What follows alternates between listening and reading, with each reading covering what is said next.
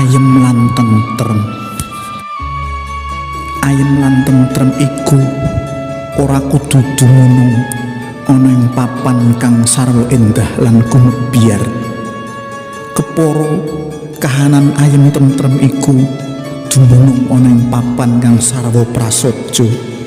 Kepara uga ana ing kahanan kang sarwa cumpen.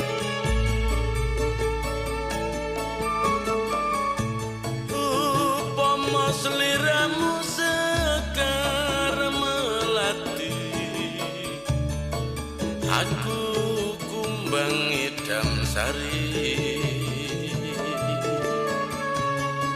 Upama sliramu margi wong manis, aku kan bakal